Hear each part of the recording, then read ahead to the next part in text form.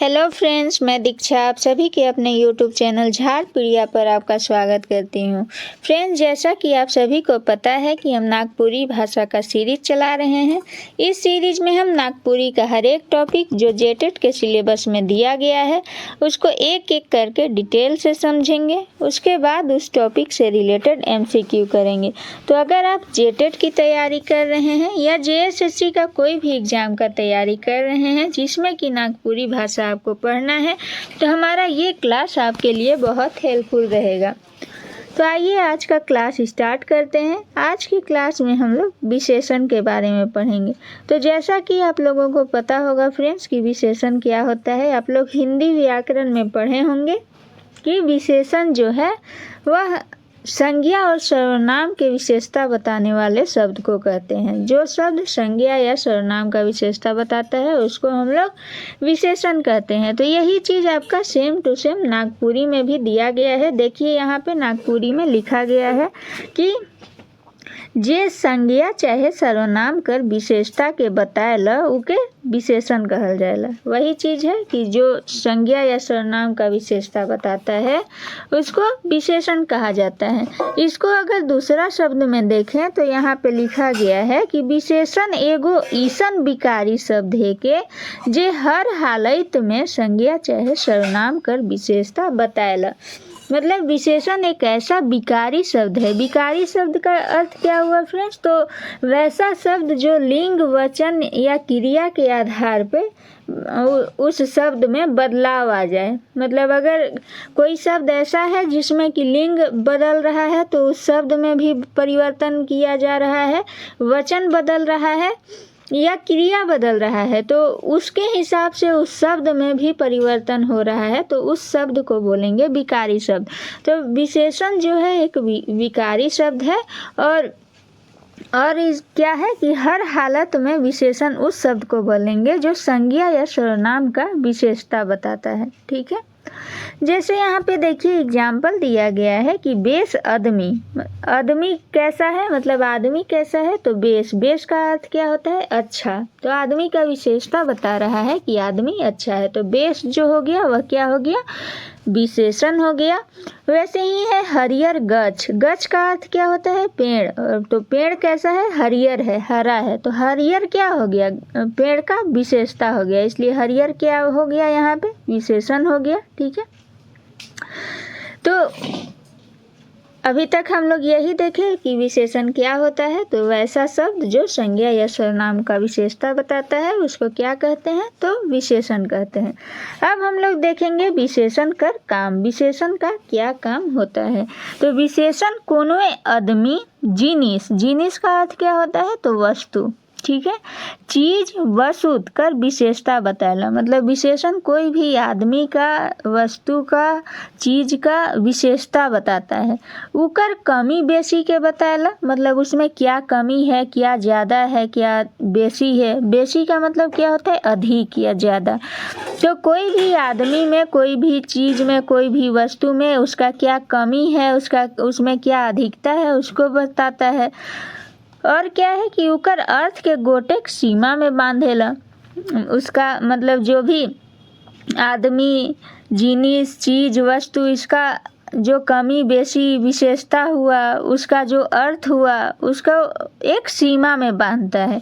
और क्या दिया गया है कि संख्या कर बोध करवाएला। मतलब ये सब चीज़ जो भी दिया गया है उस सब का संख्या का बोध करवाता है, उसको भी हम लोग विशेषण कहते हैं। या जो मात्रा को जो शब्द बताता है, कोई भी आदमी, कोई भी चीज़, वस्तु, उस सब का जो मात्रा बताता है उस शब्द को भी हम लोग क्या कहते हैं? विशेषण कहते हैं। ठीक है, अब हम लोग देखते हैं पराविशेषण। तो पराविशेषण क्या होता है फ्रेंड्स? तो जे शब्द विशेषण कर विशेषता बताएला ओके पराविशेषण कहे ना। तो अभी तक हम लोग देख चुके विशेषण। अब पराविशेषण के बारे में समझते हैं कि पराविशेषण क्या है। तो जो शब्द विशेषण का विशेषता बताता है उसको क्या कहेंगे? पराविशेषण कहेंगे। जैसे यहाँ पे एग्जाम्पल देखिएगा, तो चूह चूह पियर। तो चूह चूह पियर मतलब एकदम डार्क पीला। ठीक है, तो यहाँ पे पियर क्या हो गया, पियर विशेषण हो गया, और विशेषण का विशेषता क्या है, तो पियर कैसा है, मतलब कैसा पीला है, तो चूह चूह पीला है, मतलब पूरा डार्क पीला है। तो ये विशेषण हो गया और इसका विशेषता बता रहा है चूह चूह, तो यह क्या हो गया, परा विशेषण हो गया। ये विशेषण अगर ऐसे इसको और डिटेल में समझिएगा तो ऐसे हम लोग बोलेंगे कि चूह चूह पियर साड़ी, साड़ी को हम लोग ऐसे साड़ी लिखेंगे नागपुरी में। तो साड़ी क्या हुआ, संज्ञा हो गया, साड़ी कैसा है, पीला है, पियर है, तो पियर क्या हो गया, इसका विशेषता बता रहा है तो विशेषण हो गया।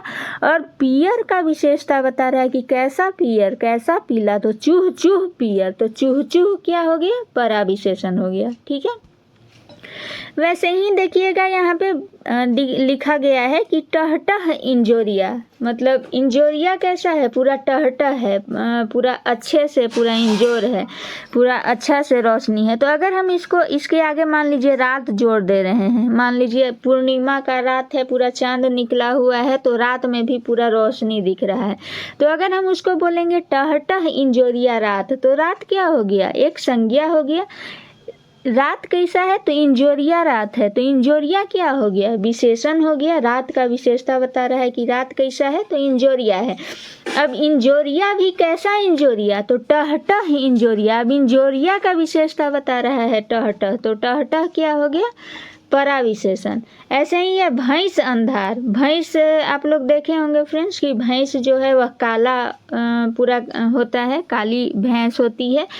तो अंधार मतलब अंधेरा कैसा है, तो पूरा काला है, उसमें जरा सा भी रोशनी नहीं है। अगर इसके भी आगे हम लोग रात जोड़ देते हैं तो ये पूरा अमावस्या वाला रात समझ लीजिए कि पूरा अंधेरा रात है। तो रात कैसा है, तो अंधार वाला रात है, तो ये क्या हो गया, विशेषण हो गया। और अंधार का भी और विशेषता क्या बता रहे, कैसा अंधार, तो भैंस अंधार, मतलब एकदम पूरा अंधार, तो भैंस क्या हो गया, परा विशेषण हो गया। क्लियर है, जो विशेषण का विशेषता बताएगा उसको क्या कहेंगे, परा विशेषण कहेंगे। अब आगे हम लोग देखते हैं विशेष्य। तो विशेष्य क्या होता है फ्रेंड्स, तो विशेषता बताए वाला शब्द विशेषण है, मतलब वह शब्द जो विशेषता बता रहा है उसको हम लोग क्या कह रहे हैं, विशेषण कह रहे हैं। तो जोन संज्ञा चाहे सर्वनाम का रूप विशेषता बताएला वो विशेष्य कहल जाला। मतलब जिस संज्ञा या सर्वनाम का विशेषता बताया जाता है तो वह संज्ञा या सर्वनाम जो हुआ वह उसी को हम लोग क्या कहेंगे, विशेष्य कहेंगे। जैसे यहाँ पे देखिए, यहाँ पे है कि करिया कुकुर, तो कुकुर कैसा है, करिया है, तो कुकुर मेरा क्या हो गया, विशेष्य हो गया, और करिया क्या हो गया, विशेषण हो गया। ठीक है, वैसे ये सुंदर छोड़ी, तो किसका विशेषता बताया जा रहा है, तो छोड़ी का, मतलब लड़की का विशेषता। लड़की कैसी है, तो सुंदर है, तो सुंदर क्या हो जाएगा, विशेषण हो जाएगा, पर छोड़ी क्या हो जाएगा, विशेष्य हो जाएगा। ठीक है, वैसे ही है नावा घर, तो घर कैसा है, नावा, तो नावा घर का विशेषता है कि नवा घर है, मतलब नया घर है, लेकिन यही घर जो हो गया वह विशेष्य हो गया और नावा जो हो गया वह विशेषण हो गया। ऐसे ही पियर पतई में पतई जो हो गया वह विशेष्य हो गया, पियर विशेषण हो गया। वैसे ही दुखी जनाना, जनाना क्या होता है, नागपुरी में औरत को जनाना बोलते हैं, तो जनाना जो है वह विशेष्य है और दुखी क्या है, विशेषण है। जनाना कैसी है, तो दुखी है। ठीक है, तो जनाना का विशेषता बताया जा रहा है, इसीलिए जनाना विशेष्य हो जाएगा और दुखी क्या हो जाएगा, विशेषण हो जाएगा। वैसे ही बेश आदमी, आदमी कैसा है, बेश है, अच्छा है, तो आदमी का विशेषता बता रहा है, इसलिए आदमी जो हो गया वह विशेष्य हो गया, बेश जो हो गया वह विशेषण हो गया। वैसे ही घवाइल छोड़ा, छोड़ा का अर्थ क्या होता है नागपुरी में, तो लड़का। घवाइल किसको बोलेंगे, तो जो जिस थोड़ा चोटिल होगा तो उसको बोलेंगे घवाइल, जिसको चोट लगा हुआ रहेगा। तो छोड़ा का विशेषता यहाँ पे बताया जा रहा है कि वह कैसा है, तो घवाइल है, मतलब उसको चोट लगा हुआ है। तो घवाइल जो हो गया वह विशेषण हो गया और छोड़ा जो हो गया, क्योंकि छोड़ा का विशेषता बताया जा रहा है, तो जो संज्ञा या सर्वनाम का विशेषता बताया जाता है वो क्या कहलाता है, विशेष्य कहलाता है। इसीलिए यहाँ पे छोड़ा जो हो गया वह क्या हो गया, विशेष्य हो गया। ठीक है फ्रेंड्स, अब आगे हम लोग देखते हैं विशेषण का भेद। तो विशेषण का 4 भेद होता है, ध्यान में आप लोग रखिएगा। पहला है सार्वनामिक विशेषण, दूसरा है गुणवाचक विशेषण, तीसरा है संख्यावाचक विशेषण और चौथा है परिमाणवाचक विशेषण। तो विशेषण का टोटल भेद कितना हो गया? 4। अब इसको भी अलग अलग कैटेगरी में बांटा गया है, हम लोग देखेंगे। देखिए, जैसे सार्वनामिक विशेषण है तो सार्वनामिक विशेषण को 2 भाग में बांटा गया है। एक है मौलिक सार्वनामिक विशेषण और दूसरा है यौगिक सार्वनामिक विशेषण। वैसे ही देखिएगा आगे, तो संख्या गुणवाचक में ऐसा कोई नहीं बांटा गया है, तो हम लोग अब देखेंगे संख्यावाचक विशेषण। संख्यावाचक विशेषण को भी 2 भाग में बांटा गया है, निश्चित संख्यावाचक विशेषण और अनिश्चित संख्यावाचक विशेषण। अब निश्चित संख्यावाचक विशेषण को 5 भाग में बांटा गया है। जो हम लोग देखे ये संख्यावाचक विशेषण, तो संख्यावाचक विशेषण में आ गया निश्चित संख्यावाचक विशेषण और अनिश्चित संख्यावाचक विशेषण, ये दोनों। अब इसका निश्चित संख्यावाचक विशेषण को ये 5 भाग में बांटा गया है, गणनावाचक, क्रमवाचक, आवृत्तिवाचक, समुदायवाचक और प्रत्येकवाचक। अब इस गणनावाचक को भी 2 भाग में बांटा गया है। पहला हो गया पूर्णांक बोधक विशेषण और दूसरा हो गया अपूर्णांक बोधक विशेषण। और यहाँ पे देखिए, अब यहाँ पे ये लास्ट है, परिणामवाचक विशेषण को भी 2 भाग में बांटा गया है, संख्यावाचक के जैसा कि एक निश्चित परिमाण बोधक विशेषण या निश्चित परिमाणवाचक विशेषण या अनिश्चित परिमाण बोधक या अनिश्चित परिमाणवाचक विशेषण। ठीक है, तो ये जो भी यहाँ पे चार्ट में दिया गया है वो सबको हम लोग एक एक करके अब आगे डिटेल से देखेंगे। वहाँ पे देखेंगे कि ये जो भी है सार्वनामिक विशेषण, गुणवाचक विशेषण या जो भी यहाँ पे दिया गया है चार्ट में, वो सब के बारे में देखेंगे कि वह क्या है। ठीक है, तो आइए आगे देखते हैं। तो पहला है सार्वनामिक विशेषण। तो सार्वनामिक विशेषण किसको कहेंगे फ्रेंड्स? तो वैसा विशेषण, मतलब वह शब्द जो विशेषण का काम करे पर वह शब्द जो हो वह सर्वनाम हो, मतलब सर्वनाम ही विशेषण के जैसा काम करता है, वहाँ पे उस शब्द को सार्वनामिक विशेषण कहते हैं। देखिए यहाँ पे लिखा गया है कि सर्वनाम जब कोनो संज्ञा कर पहले आवेला तब उस सार्वनामिक विशेषण कहेला।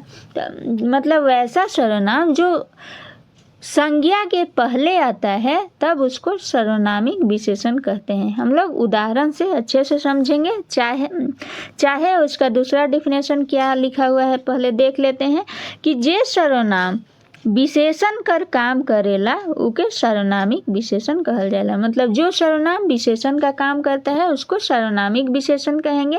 और कोई भी सर्वनाम विशेषण का काम कर रहा है कि नहीं कर रहा है ये हम लोग कैसे पता करेंगे? तो वैसा सर्वनाम जो संज्ञा के पहले आएगा तब वह क्या कहलाएगा? सर्वनामिक विशेषण। मतलब तब वह विशेषण का काम करता है। मतलब वह शब्द जो सर्वनाम है पर वह संज्ञा के पहले अगर प्रयोग हो रहा है तो वह विशेषण की तरह काम करता है। हम लोग उदाहरण से अच्छे से समझेंगे।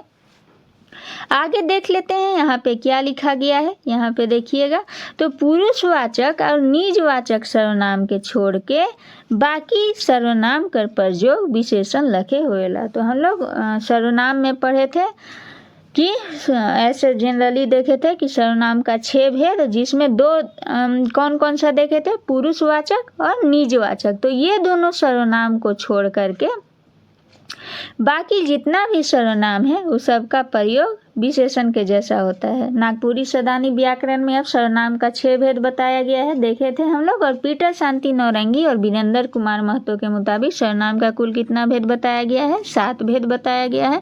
तो वही भेद में से ये दोनों भेद, मतलब पुरुषवाचक और निजवाचक, ये दोनों जो हैं सर्वनाम, ये दोनों को छोड़ करके बाकी जो भी सर्वनाम होता है उस सब का प्रयोग किसके जैसा होता है? तो विशेषण के जैसा होता है। अब हम लोग कैसे जानेंगे कि वह शब्द विशेषण के जैसा प्रयोग हुआ है या नहीं हुआ है? तो यहाँ पे देखिए लिखा गया है कि जब शब्द एकला होएला, मतलब जब शब्द अकेले होता है तब सर्वनाम होएला, तब वह सर्वनाम होगा। और जब उकर संगे संज्ञा आवेला और जब उस शब्द के साथ संज्ञा आता है तब वह क्या होता है? विशेषण होता है। जैसे यहाँ पे एग्जाम्पल में देखिएगा, आपको बहुत अच्छे से क्लियर हो जाएगा। जैसे एग्जाम्पल में है कि ऊ आलक, मतलब वह आया।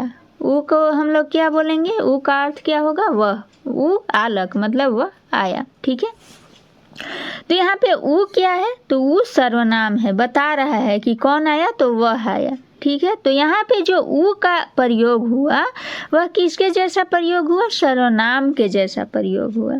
ठीक है, लेकिन अगर हम इसी को बोलेंगे कि ऊ छौआ आलक, मतलब ऊ छौआ, छौआ जनरली बच्चा को बोलते हैं हम लोग, बच्चा को नागपुरी में छौआ बोला जाता है, तो ऊ छौआ आलक मतलब वो बच्चा आया, वो बालक आया।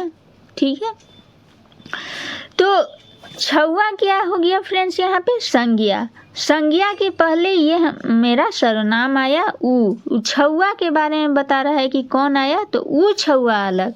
ठीक है, तो संज्ञा के बारे में बता रहा है, संज्ञा के पहले आ रहा है क्या शब्द, ऊ। तो यहाँ पे जो ऊ का प्रयोग किया जा रहा है वह किसके जैसा प्रयोग हो रहा है, विशेषण के जैसा। यहाँ पे एक ये निश्चितता को दिखा रहा है कि कौन आया, तो ऊ छौआ आया। तो छौआ का यहाँ पे विशेषता बता रहा है एक निश्चितता के जैसा ऊ, इसीलिए यहाँ पे ऊ जो हो गया वह विशेषण हो गया। यहाँ पे अगर आप देखिएगा तो छौआ हो गया संज्ञा, और संज्ञा के पहले ये सर्वनाम आया, तो ये सर्वनाम को हम लोग क्या कहेंगे, विशेषण कहेंगे।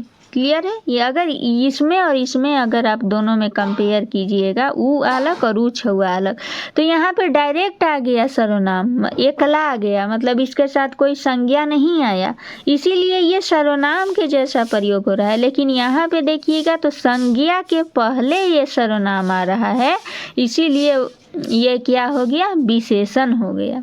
क्लियर है, और भी यहाँ पे एग्जाम्पल दिया गया है फ्रेंड्स, जैसे कि यहाँ पे देखिएगा कि ई पोरा गाज, पोरा गाज मतलब पुआल का गाज लगा हुआ, ढेर लगा हुआ, तो ये क्या हो गया, एक संज्ञा हो गया, और इससे पहले ये सर्वनाम प्रयोग हुआ ई, इसीलिए ई यहाँ पे क्या हुआ, विशेषण हो गया। वैसे ही है ऊ कुंबा, तो कुंबा क्या होता है, तो पुआल का छोटा सा जो कुटिया टाइप बनाते हैं उसी को कुंबा कहा जाता है, और कुंबा जो है वह संज्ञा है, संज्ञा से पहले ऊ आया, इसलिए ऊ क्या हो गया, यहाँ पे विशेषण हो गया। वैसे ही आगे देखेंगे तो आगे है कोनो धांगर, धांगर किसको बोलते हैं, नौकर चाकर को धांगर कहा जाता है, और धांगर से पहले कोनो का प्रयोग हुआ है, इसलिए यहाँ पे कोनो क्या हो गया, विशेषण हो गया। यहाँ पे देखिएगा यही चीज लिखा गया है कि हिया पोरा गाछ कुंबा धांगर कर पहले विशेषण कर रूप में ई ऊ कोनो सर्वनाम आए हैं, से ले ई क्या है, सर्वनामिक विशेषण है। ठीक है, अब हम लोग आगे देखते हैं सार्वनामिक विशेषण का भेद। तो सार्वनामिक विशेषण का कै ठो भेद होता है, दो ठो भेद होता है। कौन कौन, मौलिक सार्वनामिक विशेषण और यौगिक सार्वनामिक विशेषण। अब हम लोग बारी बारी से ये दोनों देखेंगे। पहला देखेंगे मौलिक सार्वनामिक विशेषण। तो मौलिक सार्वनामिक विशेषण क्या होता है, तो जे बेगर कोनो बदलाव के संज्ञा कर पहले आवेला वो मौलिक सार्वनामिक विशेषण कहायला। मतलब वैसा सर्वनाम जिसमें कोई भी बदलाव किए बिना उसका प्रयोग जो है वह संज्ञा के पहले किया जाता है, उसको क्या कहेंगे, मौलिक सार्वनामिक विशेषण कहेंगे। जैसे एग्जाम्पल में देखिएगा तो एग्जाम्पल है ऊ कुरिया। कुरिया का अर्थ क्या होता है फ्रेंड्स, तो कुरिया जो होता है वह छोटा सा घर को कुरिया कहा जाता है नागपुरी में। जैसे नागपुरी में एक कहावत बहुत फेमस है कि हमर कुरिया सोना कर घर, मतलब मेरा जो घर है वो सोना का है। ठीक है, हमर सोना कर कुरिया, इस टाइप से कुछ है कहावत। तो कुरिया का अर्थ छोटा सा घर होता है। इसके आगे जो ये ऊ शब्द का प्रयोग किया गया है वह ऊ जो हो जाएगा वह सार्वनामिक विशेषण हो जाएगा, क्योंकि सर्वनाम ऊ होता है और इसमें कोई परिवर्तन नहीं किया गया। इसमें बिना परिवर्तन का डायरेक्ट ऐसे यूज कर दिया गया, इसीलिए ऊ जो है वह सार्वनामिक विशेषण है। ऐसे ही है ऊ धांगर, तो धांगर के पहले जो ऊ आया है इसमें कोई परिवर्तन नहीं किया गया, डायरेक्ट यूज कर दिया गया, ऐसे इसीलिए ऊ जो है वह सार्वनामिक विशेषण है। ऐसे ही कहेंगे ई छौआ, तो ई छौआ, ठीक है, मतलब छौआ के पहले जो ई का प्रयोग किया जा रहा है वो डायरेक्ट प्रयोग कर दिया जा रहा है। जैसे सर्वनाम में प्रयोग होता है वैसे ही यहाँ पे भी बिना कोई चेंजेज का प्रयोग कर दिया जा रहा है, इसीलिए ई भी हो गया वह सार्वनामिक विशेषण हो गया। मतलब वैसा सर्वनाम जो जिसमें बिना किसी परिवर्तन के संज्ञा के पहले प्रयोग करते हैं उसी को सार्वनामिक विशेषण कहते हैं। ठीक है फ्रेंड्स।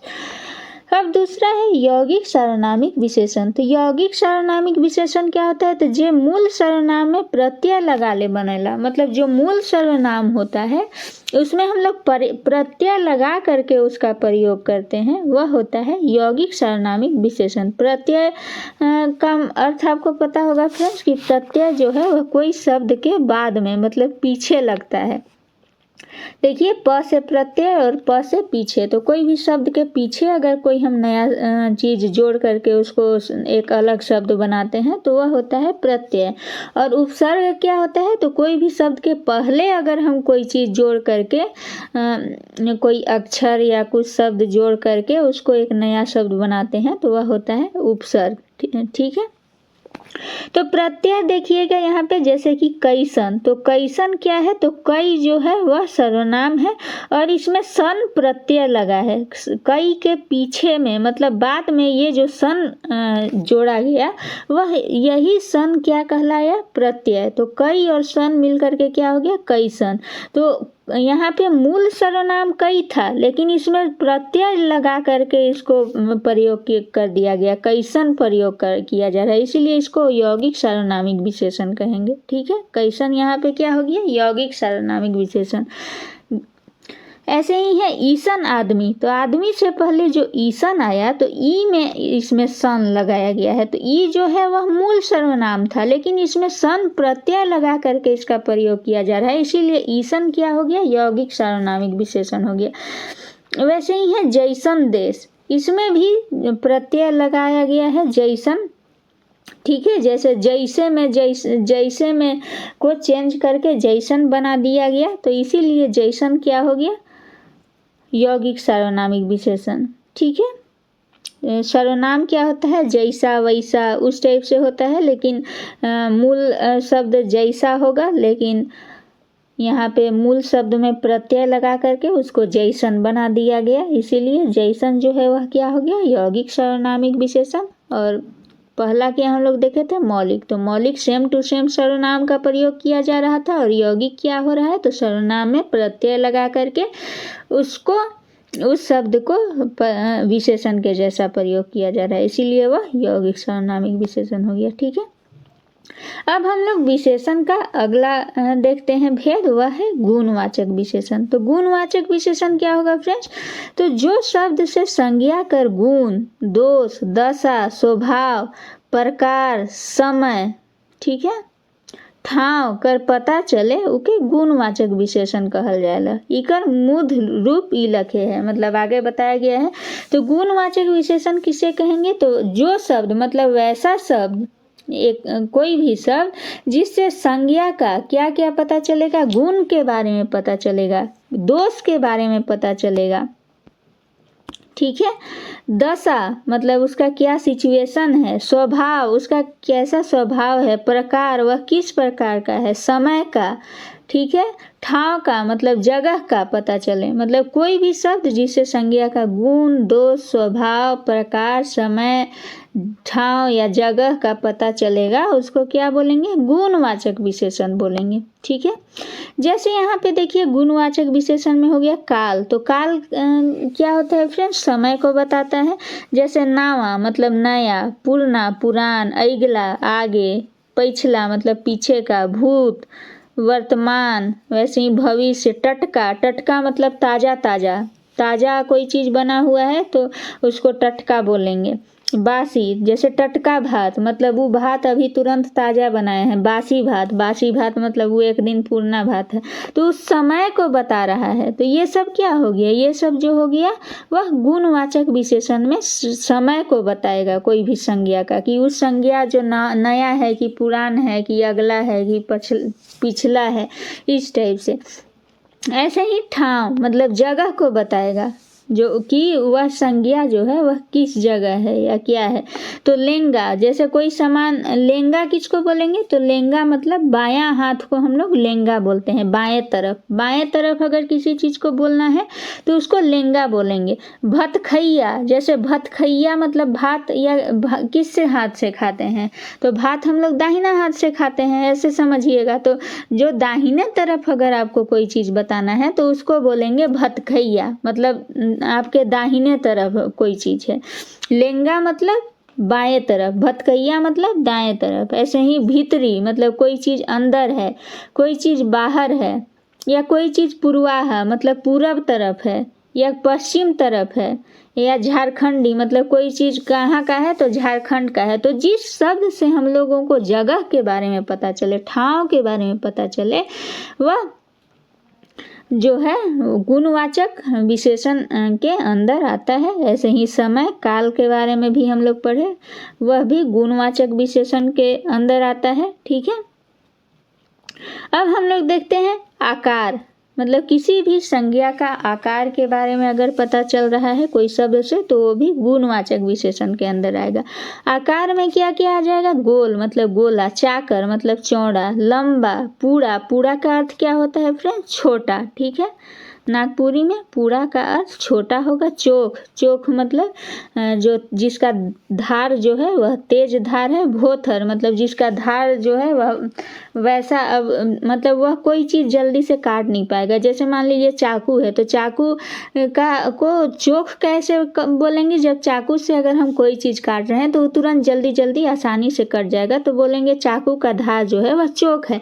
पर उसी चाकू से अगर हम सब्जी ही काट रहे हैं पर वह नहीं कट रहा है तो क्या बोलेंगे, चाकू जो है वह क्या है, भोथर है। ठीक है, तो आकार जो है और आकार में जो ये सब चीज़ भी आता है वह किस में आता है, तो गुणवाचक विशेषण में आता है। वह संज्ञा के गुण को बताता है।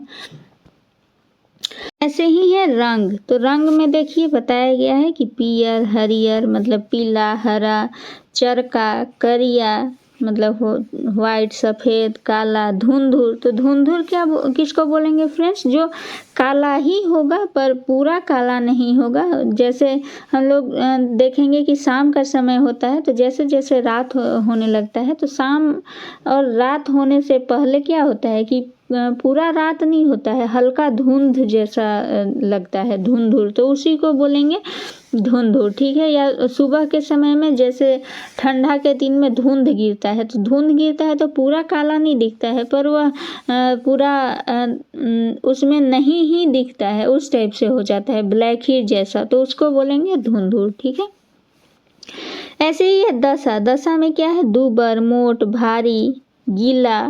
ठीक है, दुबर मतलब दुबला, मोट मतलब मोटा, भारी, गीला को हम लोग ओदा भी बोलते हैं। ठीक है, नागपुरी में ओदा भी बोलते हैं। वैसे ही है सूखल, धनी, गरीब। ऐसे ही है गुण, तो गुण में क्या क्या दिया गया है कि बेश, बेकार, सच्चा। बेश का मतलब क्या होता है, अच्छा, बेकार मतलब खराब, सच्चा, झूठा, दानी, कंजूस, अलगरज किसको बोलेंगे, तो ऐसे समझिए अपने लैंग्वेज में, तो जिसको कोई गरज नहीं हो, मतलब जिसको कोई किसी चीज़ से मतलब नहीं हो उसको बोलेंगे अलगरज, मतलब कोई उसको चिंता नहीं है कोई भी काम से, उसको क्या बोलेंगे, अलगरज। ठीक है फ्रेंड्स, तो ये सारा जो चीज़ है, काल, ठाव, आकार, रंग, दशा, गुण, ये सब किस में आएगा, गुणवाचक विशेषण के अंदर आता है। जिसमें कि संज्ञा का काल के बारे में मतलब समय के बारे में कि वह संज्ञा कब का है उसका समय बताएगा, उसका ठाव जगह बताएगा, आकार बताएगा कि संज्ञा का आकार कैसा है, उसके आकार के बारे में, उसका रंग, दशा, गुण के बारे में, ये सब के बारे में जब बताएगा तो उसको क्या बोलेंगे, गुणवाचक विशेषण। ठीक है, अब हम लोग देखते हैं तीसरा संख्यावाचक विशेषण। तो संख्यावाचक विशेषण क्या होता है फ्रेंड? तो जोन शब्द से संख्या चाहे सर्वनाम कर संख्या कर पता चलेला ओके संख्यावाचक विशेषण कहल जाएला। मतलब जिस शब्द से संख्या या सर्वनाम का संख्या का पता चलता है उसको क्या कहते हैं? संख्यावाचक विशेषण कहते हैं। जैसे एग्जाम्पल देखेंगे तो एग्जाम्पल है 4 बछरू, मतलब बछरू का संख्या बता रहा है कि बछरू कै ठो है? 4 ठो। तो इसको क्या बोलेंगे? इस 4 को क्या बोलेंगे? संख्यावाचक विशेषण। ऐसे ही है कोरी भर पैसा। तो कोरी हम लोग नागपुरी में 20 जैसे ही आता है फ्रेंड्स। तो 20 को नागपुरी में 20 नहीं कह करके हम लोग क्या कहते हैं? कोरी कहते हैं। तो कोरी भर पैसा मतलब 20 रुपया। ठीक है। वैसे ये सब छोड़ी, मतलब छोड़ी का क्या अर्थ होता है? लड़की। तो सब मतलब सब छोड़ी, मतलब सब लड़की। ठीक है। तो सब जो यहाँ पे क्या हो गया? वह संख्यावाचक विशेषण हो गया। तो संख्यावाचक विशेषण का भी फ्रेंड्स 2 भेद होता है। एक होता है निश्चित संख्यावाचक विशेषण और एक होता है अनिश्चित संख्यावाचक विशेषण। तो इन लोगों का नाम से ही पता चल रहा है जैसे है कि निश्चित संख्यावाचक विशेषण, तो इसमें संख्या का निश्चितता को आपको पता चल जाएगा उस सेंटेंस से या उस वर्ड से कि उसमें कितना संख्या दिया गया है। और ऐसे ही जो है अनिश्चित वाचक विशेषण मतलब उसमें कोई निश्चितता नहीं दिखेगा। ठीक है। जैसे हम लोग इसका डिफिनेशन और एग्जाम्पल्स कुछ से अच्छे से समझेंगे। पहला है निश्चित संख्यावाचक विशेषण। तो निश्चित संख्यावाचक विशेषण क्या होगा? तो संज्ञा चाहे सर्वनाम का निश्चित संख्या बताए वाला विशेषण निश्चित संख्यावाचक विशेषण कहलाता है। वही चीज दिया हुआ है कि संज्ञा या सर्वनाम का निश्चित संख्या को बताने वाला विशेषण को क्या कहेंगे? निश्चित संख्यावाचक विशेषण बोलेंगे। जैसे एगो छोड़ा, मतलब छोड़ा लड़का, कै गो है? तो एगो है, एक है, अकेले है। 6 रुपया, कै रुपया है? 6 रुपया। तो ये एगो 6 ये सब क्या बता रहा है? संख्या बता रहा है। तो इसीलिए इसको क्या बोलेंगे? निश्चित संख्यावाचक विशेषण। अब निश्चित संख्यावाचक विशेषण का भी फ्रेंड्स 5 ठो भेद होता है, वो हम लोग देखेंगे। पहला है गणनावाचक, मतलब गिनती। गणना मतलब क्या है? गिनती करते हैं जैसे, वही चीज है गणनावाचक में। जैसे 1 2 2 नागपुरी में ऐसे 2 नहीं बोलते हैं, 2 ही बोलते हैं। 2 3 4, ठीक है, 5 6, तो उस टाइप से बोलते हैं। तो यह क्या हो गया? गणनावाचक हो गया। क्रमवाचक क्या है? तो क्रम में कैसे बोलेंगे? क्रम में जैसे इंग्लिश में हम लोग क्या बोलते हैं? अगर गिनती करना होगा तो हम लोग 1 2 बोलते हैं, लेकिन वही क्रमवाचक में बोलते हैं तो फर्स्ट सेकेंड थर्ड इस टाइप से बोलते हैं। तो वही चीज़ नागपुरी में है कि पहला, दूसरा, तीसरा, चौथा, पांचवा, उस टाइप से बोलेंगे।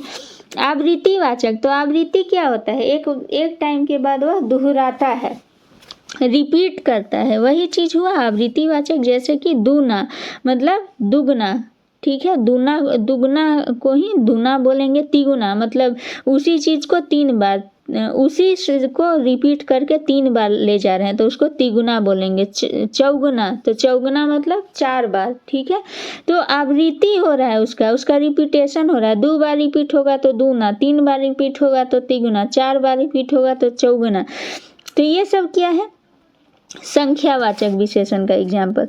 और जैसे है समुदायवाचक, तो समुदायवाचक का भी ये सब जो है जिसमें संख्या का पता चलता है वह संख्यावाचक विशेषण में भी आता है। जैसे समुदाय में हम लोग 2 लोग हैं तो उसको बोलेंगे दुइयो, तीनों, चाइरो।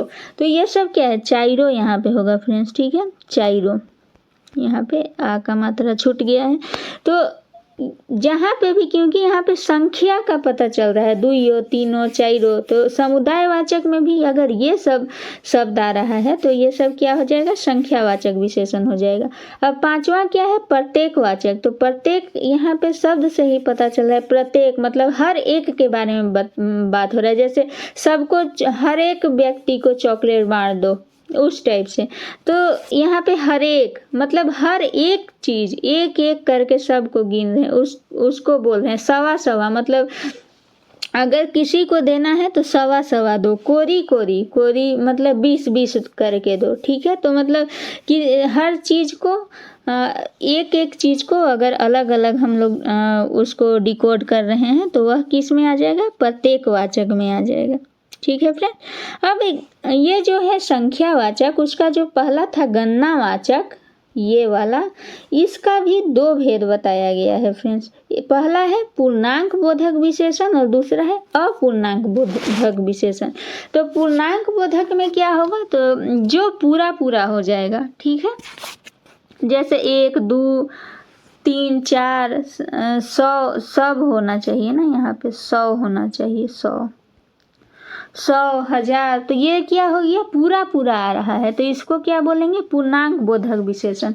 लेकिन यही अपूर्णांक बोधक विशेषण क्या बोलेंगे, तो वहाँ पे जो संख्या होगा वह पूरा नहीं होगा, पाव, आध, पौन, सवा, इस टाइप से होगा। पाव किसको बोलेंगे, तो पाव 1/4 को पाव बोलते हैं, आध मतलब हाफ को आध बोलते हैं, पौन किसको बोलते हैं, तो 3/4 कोई भी चीज़ का रहता है तो उसको पौन बोलते हैं।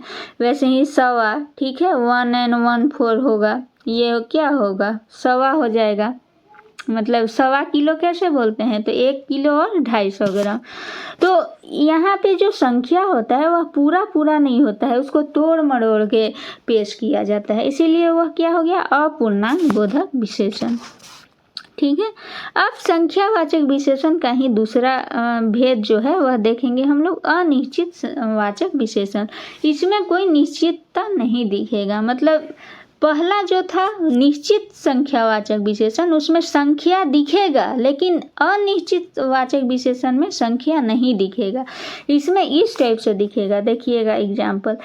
और पहले डिफिनेशन देख लेते हैं कि इकर से कोनो निश्चित संख्या कर बोध नहीं होएला। जैसे एग्जाम्पल है कुछ छोड़ा, अब छोड़ा कै ठो है, क्या है, कुछ पता नहीं चल रहा है, कुछ है, मतलब कोई निश्चितता यहाँ पे नहीं दिख रहा है। ठीक है, वैसे ये 100 गरु, अब कितना गरु लोग है नहीं पता है, कितना गाय लोग है नहीं पता है, यहाँ पे बोल दिया जा रहा है 100 गोरू, 100 गरु, 100 छोड़ी, तो वहाँ पे कोई भी निश्चित संख्या नहीं दिखेगा। मतलब उसको गिना तो जा सकता है पर निश्चितता के साथ नहीं बताया गया है कि वह कितना है, तो उसको क्या बोलेंगे, अनिश्चित वाचक विशेषण।